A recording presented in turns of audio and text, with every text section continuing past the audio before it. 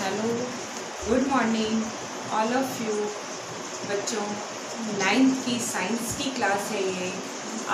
मैं रीता शर्मा आपको साइंस पढ़ाऊंगी, जिसमें फिजिक्स केमिस्ट्री पार्ट मिला है। ये 9th इंडियन की क्लास का जो आपका वीडियो मैं सेंड कर रही हूँ, ये फर्स्ट वीडियो है, फर्स्ट क्लास है आपका। और मैं फिजिक्स केमिस्ट्री पार्ट आपका पढ़ाऊँगी, जिसके अंदर आज मैं लेसन 1 स्टार्ट कर रही हूँ, जो आपका केमिस्ट्री के अंदर है, हमारे आसपास के पदार्थ। लेसन का नाम है ये, हमारे आसपास के पदार्थ। आपको दिख रहा है ये बोर्ड पर मैंने इसका लिखा हुआ है, ये लेसन 1 है बेटा। यहाँ से स्टार्ट कर रही हूँ मैं। ये केमिस्ट्री के अंदर आता है, लेकिन पदार्थ एक ऐसा वर्ड है जो आप फिजिक्स और केमिस्ट्री दोनों के अंदर देखते हैं। पदार्थ एक कॉमन वर्ड है जो आप फिजिक्स और केमिस्ट्री दोनों के अंदर ये वर्ड देखते हैं, ठीक है। तो इसका आज इस लेसन का जो आपका मैटर जितना है वो डिस्कस करेंगे एक एक करके। उसके हर एक टॉपिक को हम डिस्कस करेंगे। और ये भी मैं बता दूं आपको कि जो भी पर डे वाइज आपका बोर्ड के अंदर वीडियो में जो भी सेंड किया जाएगा, जो भी मैं डिक्टेट करूँगी, जो भी मैं पॉइंट लिखूँगी, जो बोलूँगी उसे आपको ध्यान से सुनना है, समझना है। और जो लिखूँगी उसे आपको नोटबुक के अंदर लिखना है एज ए नोट। तो एज ए नोट आपको मेंशन करना है। तो याद रखिए, एक होमवर्क कॉपी भी बनेगी आपकी, जिसके अंदर मैं क्वेश्चन आंसर जब बोलूँगी तो आपको क्वेश्चन आंसर लिखना है। तो प्लीज़ ये याद रहे आपको कि क्या कर रहे हैं आप, कि पदार्थ जैसे इसके बारे में अगर आप जानकारी ले रहे हैं तो इसमें सबसे पहले हर एक पॉइंट को ध्यान से सुनते जाएंगे। बोर्ड में जो भी लिखा है मैंने उसे नोटबुक के अंदर लिखेंगे आप। मैं बार बार बोल रही हूँ, आपको ये काम पर डे करना है, हर दिन के लेक्चर में। बाकी आपको SW के अंदर क्वेश्चन आंसर करने हैं, जो मैं लास्ट में आपको दूंगी। एक्सरसाइज के क्वेश्चन आंसर जो आपको फिलअप करने हैं, जो आपको वहाँ पर मेंशन करने हैं, ठीक है, आपको लिखने हैं। तो आपका बेटा मैं क्लास ये जो आपके स्टार्ट किया मैंने लेसन 1, फिर से एक बार दोबारा बोलती हूँ। लेसन का नाम है हमारे आसपास के पदार्थ। आप साधारण भाषा में बेटा ऐसे कहते हैं कि हमारे आसपास बहुत सारी चीज़ें हैं, वस्तुएं हैं। तो ये जो चीज़ और वस्तु है, इसे साइंस की लैंग्वेज में या साइंस की भाषा में आप कहते हैं पदार्थ। तो ये बेटा आपको याद रहेगा कि हमें जितनी भी चीज़ें हमें अपने आसपास नज़र आती हैं, वो हम चीज़ या वस्तु ना कह के साइंस की भाषा में क्या कहते हैं बेटा, उसे पदार्थ। तो ये पदार्थ आपको क्लियर हो गया होगा। अब इसको आपने एक परिभाषा भी जाननी है आपको। तो मैंने परिभाषा इसकी देखिए लिखी है, जो आपको जाननी है। पदार्थ हमारे आसपास पाई जाने वाली वह वस्तुएं जो स्थान घेरती हैं, उन्हें पदार्थ कहते हैं। ये आपको दिख रही होगी लाइन बेटा। तो आप ये देखें, पदार्थ की परिभाषा क्या मिली, साइंस ने क्या दी आपको, जो आपको याद रखनी है। हमारे आसपास पाई जाने वाली वह वस्तुएं जो स्थान घेरती हैं, उन्हें पदार्थ कहते हैं। राइट बेटा, क्लियर।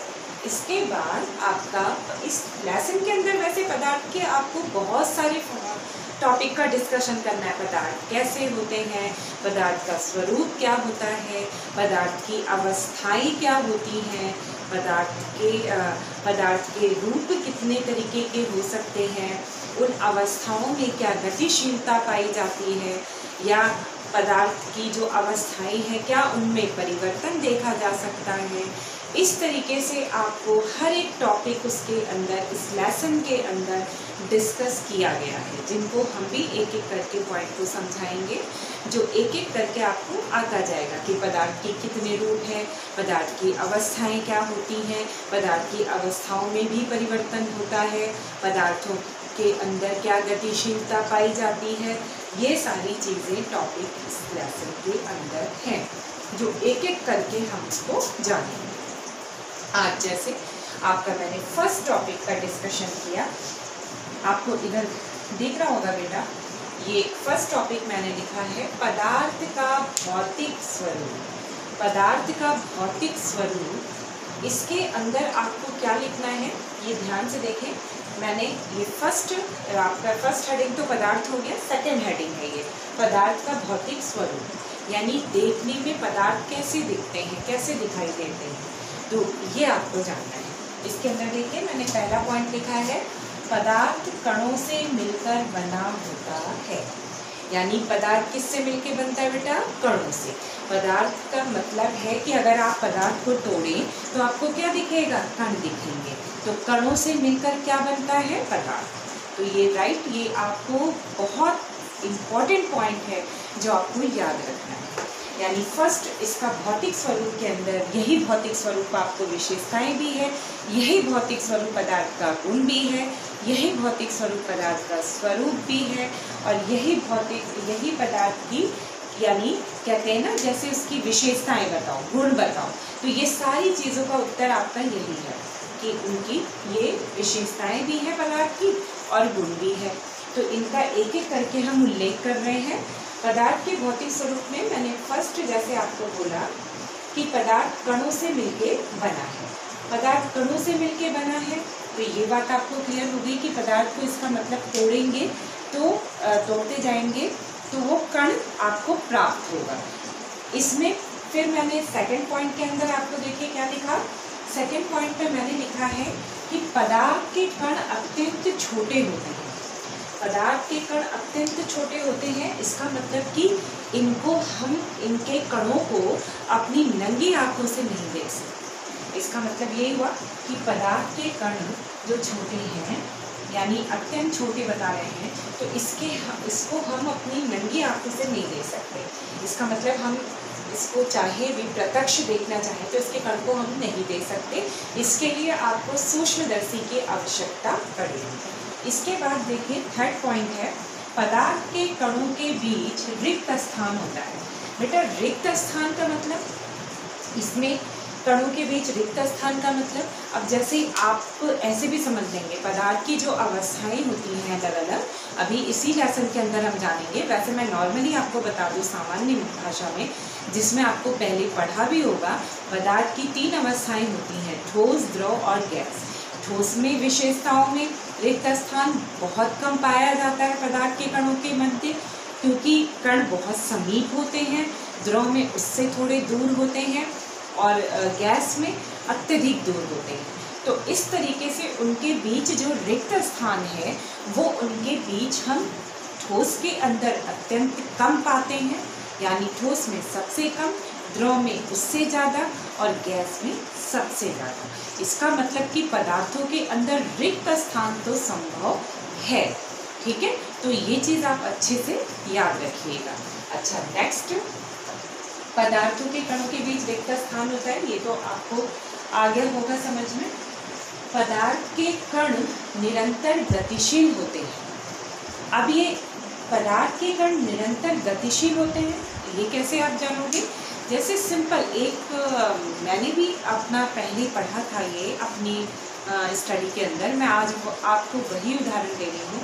आप किसी भी पदार्थ को अगर गर्म करते हैं, उसको ताप देते हैं, तो आप कभी भी देखिए उसके कण जो है टूटकर गतिशील हो जाएंगे। ताप पाकर अपने बीच उनके यानी विसरण की प्रक्रिया शुरू हो जाएगी। इसी पाठ के अंदर विसरण भी है जिसको मैं समझाऊंगी। विसरण यानी बेटा पदार्थ को अगर हम किसी एक निश्चित तापक्रम तक गर्म करें तो उसके अंदर विसरण शुरू हो जाता है। विसरण का मतलब उसके अंदर गतिशीलता आ जाती है और पदार्थ के जो कण होते हैं वो निरंतर गतिशील हो जाते हैं, गतिमान हो जाते हैं। एक बेस्ट उदाहरण मैं दूँ, जैसे आप चाय की पत्ती है, जिसमें कि आप चाय की पत्ती पानी के अंदर जब आप उबालते हैं तो चाय की पत्ती के जो कण हैं वो पानी में बिखर जाते हैं। बिखरने का मतलब है फैल जाते हैं।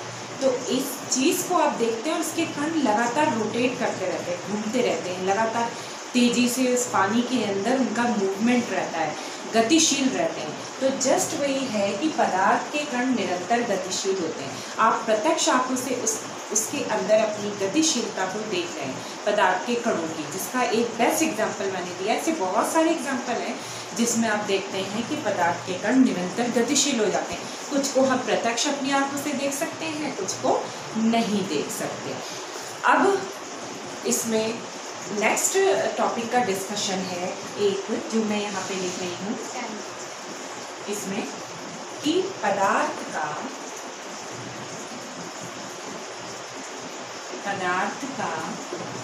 वह सूक्ष्मतम कण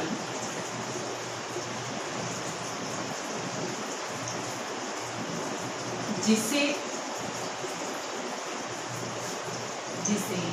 हम विभाजित नहीं कर सकते,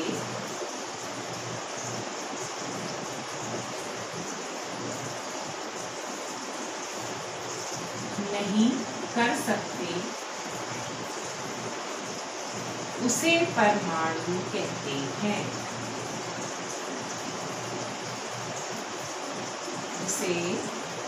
उसे परमाणु कहते हैं। ये बेटा बहुत इम्पोर्टेंट है।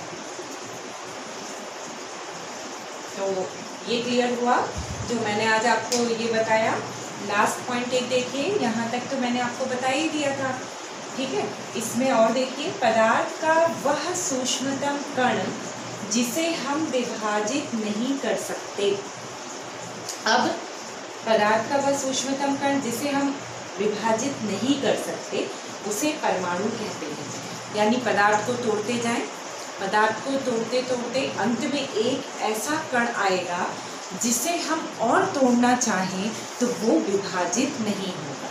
यानी पदार्थ का वह सूक्ष्मतम कण जिसे हम और विभाजित नहीं कर सकते और चाहे भी तो उसे हम तोड़ नहीं सकते, उसे वैज्ञानिकों ने कहा है परमाणु। क्या नाम दिया है बेटा? परमाणु। इसका सर्वप्रथम जिसने भी हमें जानकारी दी वो जानकारी जॉन डाल्टन नाम के वैज्ञानिक ने दी। किस वैज्ञानिक ने दी बेटा? जॉन डाल्टन नामक वैज्ञानिक ने दी परमाणु की जानकारी। तो इसका मतलब कि हमें ये बताया गया कि पदार्थ कणों से मिलके बना है, पदार्थ के कण निरंतर गतिशील होते हैं, पदार्थ के कणों के मध्य रिक्त स्थान पाया जाता है, पदार्थ के रिक्त स्थान पाया जाता है और उसके निरंतर गतिशीलता के बाद भी पदार्थ का कणों को हम प्रत्यक्ष अपनी नंगी आंखों से नहीं देख सकते, उसके लिए सूक्ष्मदर्शी की आवश्यकता पड़ती है। और अगर हम तोड़ना चाहें तो वो टूट जाएंगे कणों में, लेकिन अंत में एक कण ऐसा होगा जिसे हम और विभाजित करना चाहेंगे तो वो और विभाजित नहीं होंगे। ऐसा जो कण होगा उसे हम नाम देते हैं परमाणु, जिसे विभाजित नहीं किया जा सकता। तो परमाणु की परिभाषा में आप ऐसे भी लिख सकते हैं कि परमाणु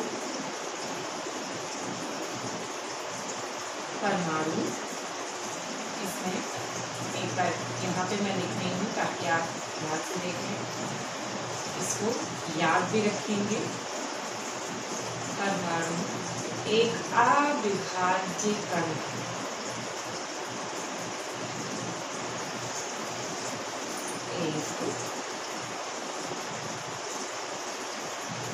अविभाज्य कण, ये याद रखिएगा बेटा। ये लाइन, परमाणु एक अविभाज्य कण है, ये मैंने अलग से लिखा है, इसको आप ऐसे ही नोट करेंगे ध्यान से कि परमाणु को क्या माना गया? एक अविभाज्य कण। तो इस तरीके से आपने देखा बेटा कि पदार्थ की जितने भी हमने देखा, पदार्थ का जो स्वरूप, उसके अंदर हम उसके कणों को भी जाने, उस यानी कणों का भी स्वरूप जाने। कणों के स्वरूप के साथ साथ हमें एक नया कण भी मिला, एक अलग सा कण मिला जिसे हम अलग से उसको नाम दिए और वो नाम आज आपने जान लिया, वो नाम है परमाणु। यही आपका मेन है पूरा, यानी कहते हैं पदार्थ का पूरा जो भौतिक स्वरूप है उसकी ये आधारशिला है। परमाणु जो है उसके आप परमाणु के भी कण देखोगे, परमाणु की रचना जानोगे। एक एक करके आप इसी तरह से आपके इस 9th के अंदर जितने भी लेसन्स के आपके आगे आते जाएंगे, उसी तरह से आपको जानकारियाँ मिलती जाएंगी। आप परमाणु के अंदर के भी कण जानोगे, उनके अंदर के भी कण जानोगे, कणों की उनकी विशेषताएं जानोगे, उनकी उत्पत्ति जानोगे।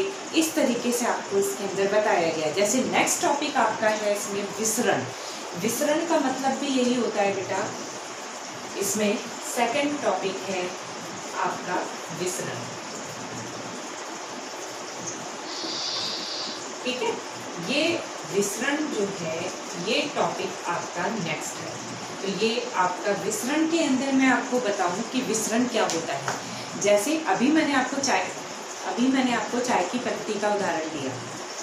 चाय की पत्ती का आपको उदाहरण दिया था, तो उसमें आपने देखा था ना कि गतिशीलता को कैसे बताया मैंने, कि निरंतर गतिशील रहते हैं पदार्थ के कण।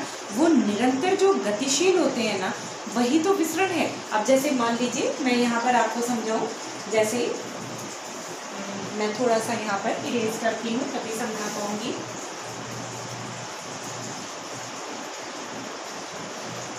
जैसे मैं एक छोटा सा डायग्राम बनाती हूँ, विसरण आप कैसे समझोगे। जैसे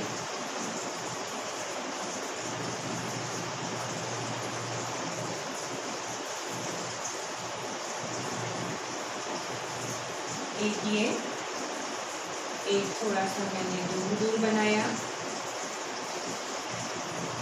एक काफी दूर बनाया। ठीक है, अब ये जो पास पास है ये ठोस के कण है, ये द्रव के कण है, और ये आपके गैस के कण है। अब इनके पदार्थ की तीनों अवस्थाओं के कण हैं। अब पदार्थ की अवस्थाएं तीन होती हैं बेटा, ठोस, द्रव और गैस। इनकी तीनों अवस्थाओं में कण की स्थिति ये है, ठोस में अत्यंत पास दिख रहा होगा आपको, द्रव में उससे दूर और गैस में अत्यंत दूर। तो अगर इनके अंदर हम इन कणों के अंदर किसी भी तरीके से हम तापमान को अगर लाएं, यानी हम तापमान लाएं, गर्म करें। तापमान लाने का मतलब होता है बेटा सीधा सीधा गर्म करें। तो आप ठोस पदार्थों के अंदर अगर आप तापमान को देखेंगे तो कण इनके जो है ताप पाकर थोड़े थोड़े से अपने स्थान से हटेंगे। द्रव में भी हटेंगे ताप पाकर, क्योंकि नेचुरली ये होता है, सामान्य बात होती है कि अगर ताप मिले तो कण जो है ताप मिलने से गतिशीलता की स्थिति में आ जाते हैं। तो इसमें जब थोड़े दूर है थोड़ा और तेजी से चलेंगे, गैस है उसमें बहुत दूर दूर है तो उसमें तो और तेजी से स्पेस मिलेगा तो और आगे बढ़ेंगे। ये बताइए मुझे, इन तीनों में विसरण की दर सबसे ज़्यादा किस में होगी? तेजी, किसमें सबसे अधिक विसरण पाया जाएगा बताइए? ठोस में, द्रव में या गैस में? यानी ठोस में कण जो है, ठोस में कण जो है पास पास है तो विसरण की दर जो है धीमी पड़ेगी, भाई धीरे धीरे फैलेंगे। और द्रव में उससे तेजी थोड़ा सा आगे बढ़ेंगे। और गैस में है तो काफ़ी तेज़ी से, क्योंकि उसमें तो कण बहुत दूर दूर है तो विसरण की दर उसमें तो बहुत तेज़ी से होगी, फटाफट दूर जाएंगे। विसरण का मतलब ही होता है बेटा फैलाव, अपने यानी जहाँ पर भी हैं वो उनके बीच में स्थान का बढ़ना, यानी उनके बीच में गतिशीलता के कारण, यानी तेजी से गतिशीलता का उत्पन्न होना, यानी गतिशीलता का आना, फैलाव होना, यानी कि कहने का मतलब है दूर दूर होना। विसरण का मतलब ही यही होता है फैलाव, दूर दूर हो, है ना, गतिशीलता हो। तो इस तरीके से पदार्थ के कणों के मध्य आपने ये स्थिति देखोगे। तो यानी आज आपके बेटा पूरे लेसन के अंदर मैंने 2 पॉइंट का डिस्कस किया, 2-3 पॉइंट का एक बार फिर से मैं आपको रिपीट कर रही हूँ।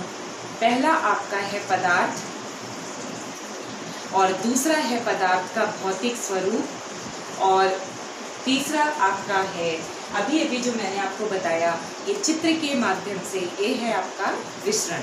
तो इसका मतलब आपको 3 यानी टॉपिक का डिस्कशन आपको हो गया। ये आप कॉपी के अंदर, आप नोटबुक के अंदर उतार लेंगे बेटा। मैं बार बार बोल रही हूँ, आपको जो डाउट हो आप टाइप करके पूछ लेंगे, लेकिन आप अच्छे से जो भी लेक्चर हो हर दिन के क्लास को रेगुलरली आप सुनोगे, तभी आपको समझ में आएगा, कोई आपको प्रॉब्लम नहीं होगी, ये तो डेफिनेट है। बाकी आप रेगुलर रहिए, सुनिए, आपका लेसन कंटिन्यूअस पॉइंट वाइज होगा, हेडिंग वाइज होगा, चैप्टर वाइज होगा। यानी चैप्टर 1 से स्टार्ट है तो आपके हर एक पॉइंट को आपको डिक्टेट करते जाएंगे, तो आपको प्रॉब्लम होगी नहीं। तो इस चीज़ को आप ध्यान रखना। जैसे फर्स्ट टॉपिक आपको लिखा था पदार्थ, सेकंड टॉपिक आपका लिखा, और एक चीज़ और, आप इसकी स्क्रीनशॉट लेके आप नोट्स बना सकते हो, ये भी आपका डेफिनेट है, क्योंकि थोड़ा सा आपको मैं टाइम देती हूँ बोर्ड का, तो आप स्क्रीनशॉट इस वक्त ले लें। शुरुआत में स्टेज यानी इनिशियली आपका जैसे बिल्कुल तुरंत स्टार्टिंग में थोड़ा सा बोर्ड को मैं देती हूँ आपका उतना टाइम, तो आप स्क्रीनशॉट ले लें, तो उससे नोट्स आपका तैयार हो जाएगा। और बेटा आपको किसी चीज़ की आवश्यकता पड़ेगी नहीं अगर आप हर दिन का क्लास लोगे, नोट्स अपने आप प्रिपेयर होगा आपके सामने, आपके पॉइंट्स हर दिन लिखूंगी मैं, आपके नोटबुक के अंदर होगा, और आपके क्वेश्चन आंसर भी कराऊंगी, तो आपको कोई प्रॉब्लम नहीं होगा। लेसन 1 से आपका स्टार्ट है, हर दिन टॉपिक का डिस्कशन है, तो आज आपके तीनों टॉपिक का डिस्कशन हुआ। एंड राइट, ये तो आपका अगर ध्यान से सुना होगा बेटा तो आपको प्रॉब्लम नहीं होगा। पदार्थ का भौतिक स्वरूप, और थोड़ा सा डिस्कशन विसरण का लिया था। तो ये 3 टॉपिक के आपको जो मैंने समझाया, बीच में मैंने कुछ उदाहरण दिए, आपने सुना है तो समझ में आ गया होगा। तो अब बस नेक्स्ट टॉपिक, नेक्स्ट लेक्चर के साथ लेसन के नेक्स्ट पार्ट में मिलेंगे। And okay, bye, have a nice day.